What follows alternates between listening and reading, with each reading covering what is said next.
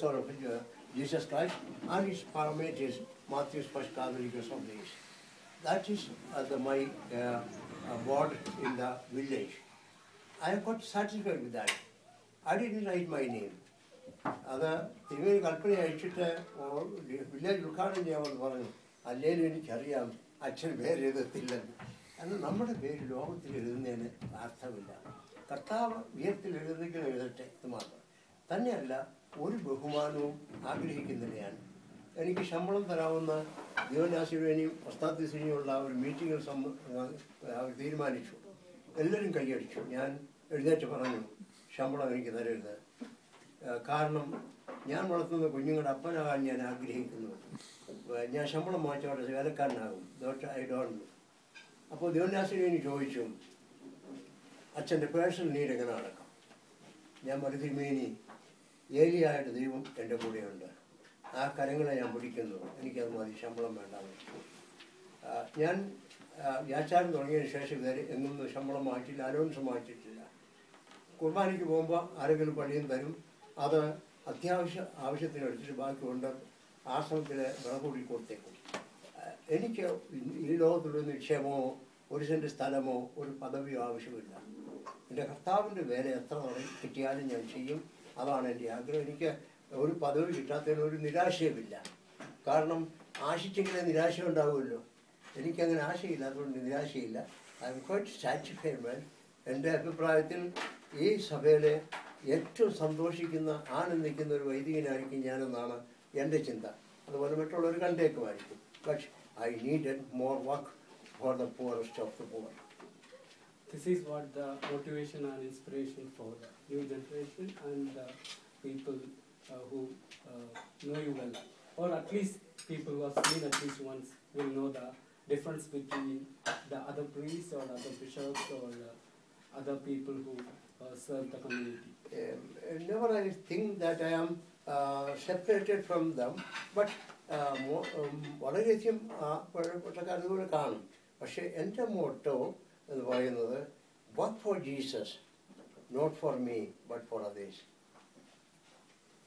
അപ്പോൾ സഭയ്ക്ക് വേണ്ടി അല്ലെങ്കിൽ ഇപ്പോൾ ഓർത്തഡോക്സ് സഭയിലുള്ള ഒരു മദർ തെരേസ പോലെ ഒരാൾ അല്ലെങ്കിൽ ഇതുപോലെ ഇപ്പോൾ റംബാച്ചൻ പ്രവർത്തിക്കുന്നത് പോലെ ഇപ്പോൾ എടുത്തു പറയാനായിട്ട് അല്ലെങ്കിൽ സഭയിൽ പ്രവർത്തിക്കുന്ന ആളുകളുടെ എണ്ണം കുറവല്ലേ പൊതുവെ? നമ്മുടെ സഭയിൽ ജീവകാരുണ്യ പ്രവർത്തനത്തിൽ വളരെ പിൻപന്തിയിൽ നിൽക്കുകയാണ് നമ്മൾ പലരും. പലപ്പോഴും നമ്മുടെ ആഗ്രഹം ഒരു നെയിം കിട്ടാൻ എന്തെങ്കിലും ചെയ്യുക എന്നുള്ളതാണ്. എന്നാൽ അപ്പത്തി സിനിമയുടെ കാലം, അതിനു മുമ്പ് പരിമള സിനിമയൊക്കെ ഒരുപാട് കാര്യങ്ങൾ ചെയ്തിരുന്നു. എടുത്തു പറയത്തെക്കൊണ്ടും പരിമള സിനിമയും പുലിക്കോട്ടി സിനിമയൊക്കെ ചെയ്ത പല കാര്യങ്ങളുണ്ട്. അന്ന് 200 സ്കൂള് പുലിക്കോട്ടി സിനിമയുടെ കാലത്ത് സ്ഥാപിച്ചത് വലിയൊരു വിപ്ലവമായിരുന്നു. നമ്മുടെ ആളുകൾക്ക് എഡ്യൂക്കേഷൻ കൊടുക്കുക, അതിൻ്റെ കൂടെ ചാറ്റ് ചെയ്തിരുന്നു. പരിമൾ തിരുമേനി വിജാതിയുടെ മിഷൻ നടത്തിയിരുന്നു. മല്ലപ്പള്ളി എലവുങ്ക പള്ളിയിൽ തിരുമേനി വിജാതികൾക്ക് വേണ്ടി സ്ഥാപിച്ച പള്ളി എന്ന് എഴുതിയിട്ടുണ്ട്. അങ്ങനെ പല കാര്യങ്ങളുണ്ട്. മുക്കന്തിരി തിരുമേനി 25,000 പേരെയാണ് മാമോസ മുഖ്യ സഭയിൽ ചേർത്തത്. അതുപോലെ ഈ 2 നൂറ്റാണ്ടിൽ 21 നൂറ്റാണ്ടിൽ ഏതെങ്കിലും ഒരു സഭയിൽ ലോകത്തിൽ ഇത്രയും പേരെ ചേർത്ത ഒരു സഭയുണ്ടോ എന്ന സംശയമാണ്. അത് മൂക്കഞ്ചേരി തിരുമേനിയുടെ വലിയ ദൗത്യമായിരുന്നു. അദ്ദേഹം വലിയൊരു പരിശുദ്ധനായിരുന്നു എന്നാണ് എൻ്റെ വിചാരം. എന്നാൽ അദ്ദേഹമൊക്കെ ചെയ്തതിൻ്റെ ഒരു അംശം പോലും എനിക്ക് ചെയ്യാൻ ഒക്കുന്നില്ല. എൻ്റെ ആഗ്രഹം ചെയ്യാവുന്നതിന് പരമാവധി ചെയ്യണം. ഈ കാലം, ഈ ജീവിതം അവസാനിക്കുന്ന മുമ്പ് എവിടെയെല്ലാം കർത്താവിന് വേണ്ടി ചെയ്യാമോ അത് ചെയ്യണം. പേരിനോ പെരുമയ്ക്കുമായിട്ടൊന്നും ചെയ്യരുത്. അങ്ങനെ ഒരു സ്ഥാപനം ഉണ്ടാകുന്നത്. For the needs of the people we will do the work and we will find out the programs. ഇപ്പോൾ കേരളത്തിന് അല്ല ഇന്ത്യക്ക് പുറത്തുള്ള അമേരിക്കയെന്നോ UK, യൂറോപ്പ് ഡയസിസ് അല്ലെങ്കിൽ ഇതുപോലെ ഉള്ള ഓസ്ട്രേലിയ ഇങ്ങനെയുള്ള സ്ഥലങ്ങളിൽ നിന്ന് കൂടുതൽ ആളുകൾ അറ്റ്ലീസ്റ്റ് നമ്മുടെ ഏതെങ്കിലും ഒരു സ്ഥലം ദേവറോഡോ അല്ലെങ്കിൽ യാച്ചാരമോ അത് വിസിറ്റ് ചെയ്ത് കഴിഞ്ഞാൽ അതുകൊണ്ട് അറ്റ്ലീസ്റ്റ് അവരുടെ ലൈഫിൽ ഒരു എക്സ്പീരിയൻസ്, അതായത് പലരും ചാരിറ്റിക്ക് വേണ്ടി UK ഞാൻ നേരിട്ടറിയാവുന്ന പലരും പോയിട്ടുണ്ട്. സ്റ്റുഡൻസ് ആയിട്ടുള്ളവരും ഇന്ത്യയിൽ കൽക്കട്ടയിലും അങ്ങനെയുള്ള പല സ്ഥലങ്ങളിലും സ്കൂളിൽ നിന്ന് പോകാറുണ്ട്. അതുപോലെ തന്നെ നമ്മൾക്കും നമ്മുടെ സഭയിൽ നിന്ന് ഒരു കൽപ്പനയോ അല്ലെങ്കിൽ പ്രത്യേക ഇതനുസരിച്ച് നമ്മൾക്കിത് ഓർഗനൈസ് ചെയ്യാൻ പറ്റുമോ? ഏതെങ്കിലും ഒരു സ്ഥലത്തൊരു നിശ്ചയമായിട്ടും ഞങ്ങൾ അങ്ങനെ ചെയ്യുന്നുണ്ട്. അമേരിക്കയിൽ നിന്നുള്ള പല എഡ്യൂക്കേഷൻ ഗ്രൂപ്പുകളും നമ്മുടെ സ്ഥാപനങ്ങളിൽ വന്ന് പ്രവർത്തിക്കുന്നുണ്ട്. കഴിഞ്ഞ വർഷം 15 കുട്ടികളാണ് ന്യൂയോർക്കിൽ നിന്ന് വന്നത്. ബോംബെ വന്നു, പൂനെ വന്നു, ഞാൻ അവരെയും കൊണ്ട് എല്ലായിടത്തും പോയി. അവരിൽ 2 പേരിപ്പോൾ 1 വർഷത്തേക്ക് ഫുൾ ടൈം നമ്മുടെ സ്ഥാപനങ്ങൾ വർക്ക് ചെയ്യാമെന്ന് പറയുന്നത്. ഐ തിങ്ക് സംരം ഷീ മൈ ബി കാതലിക്കോട്, ഒരു കാതലിക്ക്, ഒരു യു, 2 മുസ്ലിംസ് ഒക്കെ ഉണ്ടായിരുന്ന ആ കൂട്ടത്തിൽ. But they were so much impressed with our work and some of them are ready to work further. അങ്ങനെയുള്ള ഗ്രൂപ്പുകളുണ്ട്. പക്ഷെ അത് ഓർഗനൈസ് ചെയ്താൽ വി ക്യാൻ ഡു, അല്ലെങ്കിൽ എംജിയേഷൻസും ചെയ്യും, അതുപോലെ മറ്റു പലരും ചെയ്യും. അടുത്ത ജനറേഷനോട് റംബാസിന് കൊടുക്കാനുള്ള ഒരു അഡ്വൈസ് അല്ലെങ്കിൽ സഭയെ പറ്റി ഉള്ള എന്താണ് പറയാനുള്ളത്?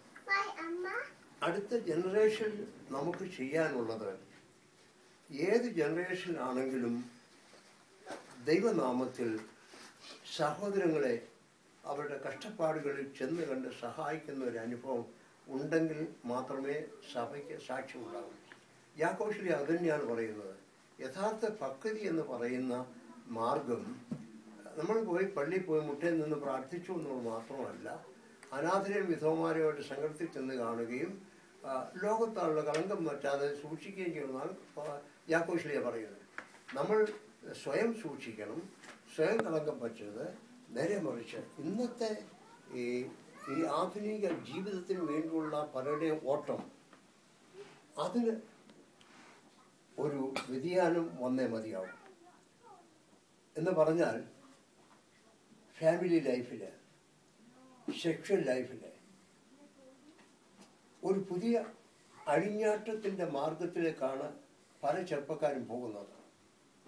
കുടുംബജീവിതത്തിൽ പോലും കുഞ്ഞുങ്ങളെ വളർത്തുന്ന പ്രയാസമാണെന്ന് ചിന്തിക്കുന്ന സ്ത്രീകളുണ്ട്, പുരുഷന്മാരുണ്ടായിരിക്കാം. അങ്ങനെയുള്ള മാറിയിട്ട് ദൈവം തരുന്ന ദാനമാണ് കുഞ്ഞുങ്ങളുടെ സമ്പത്തെന്നും മക്കളുടെ സമ്പത്തെന്നും. അതുപോലെ അങ്ങനെ നല്ലൊരു ജനറേഷനെ കെട്ടിപ്പടുക്കാൻ നല്ല പിതാവും മാതാവുമായി പ്രവർത്തിക്കുന്ന കുടുംബങ്ങൾ ഉണ്ടാകണം. ആ കുടുംബങ്ങൾക്ക് മാത്രമേ ദൈവവേല നടക്കുകയുള്ളൂ. പ്രത്യേകിച്ച് ജഡിക സുഖങ്ങളാണ് ലോകത്തിൽ ഏറ്റവും ശ്രേഷ്ഠമെന്ന് ചിന്തിക്കുന്ന ഒരു തലമുറ വളർന്നു വരുന്നുണ്ട്. അത് എങ്ങനെ പിടിച്ചു നിർത്താം എന്നുള്ളത് സഭ ചിന്തിക്കേണ്ട മാർഗമാണ്. അവർക്ക് ആത്മീയമായ മാർഗം പറഞ്ഞു കൊടുത്തുകൊണ്ട് ബൈബിളിൻ്റെ അടിസ്ഥാനത്തിൽ കുടുംബം എത്ര ശ്രേഷ്ഠമാണെന്നും അതുപോലെ ആ കാര്യങ്ങളൊക്കെ ഏറ്റവും വലുതാണെന്നും നമ്മൾ പഠിക്കുന്നു. അതുപോലെ വൃദ്ധന്മാരോടുള്ള നമ്മുടെ കടപ്പാട്, ഇന്ന് വൃദ്ധഭവനങ്ങൾ കൂടി വരുന്നതിന് കാരണം പലരും മക്കളുടെ കൂടെ താമസിക്കാൻ ഒക്കില്ല. വൃദ്ധജനങ്ങൾ എൻ്റെ മാതാപിതാക്കളാണ്, അല്ലെങ്കിൽ എൻ്റെ സഹോദരങ്ങൾ, അവരെ നോക്കേണ്ട കടപ്പാട് കുഞ്ഞുങ്ങൾക്കുണ്ട്. അതിനാണ് ഇപ്പോൾ ഈ ദേവലോകത്തു നിന്ന് 1-2 പ്രോഗ്രാം എടുക്കുന്നുണ്ട്. വൃദ്ധന്മാരെ സംരക്ഷിക്കുന്ന കാര്യങ്ങൾക്ക് നമ്മുടെ പ്യൂരിഫിക്കേഷൻ ഡയറക്ടറായിട്ട് ഒരു സംഘടനയുണ്ട്. അപ്പോൾ ജീവിതത്തിൽ ഈ വയസ്സന്മാർ തള്ളപ്പെടുന്നു, മക്കൾ അല്ലെ പുരുഷനും സ്ത്രീയും ജഡിക ഇമ്പത്തിന് വേണ്ടി കൂടുതൽ പ്രാധാന്യം കൊടുക്കുന്നു, സമ്പത്ത് കൂട്ടിവെക്കുന്ന ഏറ്റവും ശ്രേഷ്ഠമാണെന്ന് വിചാരിക്കുന്നു. ഇതിലൊക്കെയും ഒരു ആത്മീയ വശം കണ്ടുപിടിച്ച് സഭ അവരെ ഒന്ന് ആത്മീയമായി നടത്തേണ്ട ഒരു കടപ്പാടുണ്ട് എന്നുള്ളതാണ് എൻ്റെ ചിന്ത. അതിന് ദേവലോകത്ത് ചില മാർഗങ്ങളും ചില സംഘടനകളും തുടങ്ങിയിട്ടുണ്ട്. അതൊക്കെ നല്ലതാണ്. കുറേ ചാരിറ്റി കൊടുക്കുന്നതിനേക്കാൾ ഉപരി ജീവിതത്തിലെ വിലയേറിയ മൂല്യങ്ങൾ പാലിച്ചുകൊണ്ട് ലോകം നിലനിർത്താൻ തക്കവണ്ണം, കുടുംബം നിലനിർത്താൻ തക്കവണ്ണം, മനുഷ്യജാതി നിലനിർത്താൻ തക്കവണ്ണം, യേശു ക്രിസ്തുവിൻ്റെ പ്രഭ നിലനിർത്താൻ തക്കവണ്ണം സഭ ശ്രമിച്ചേ മതിയാവും.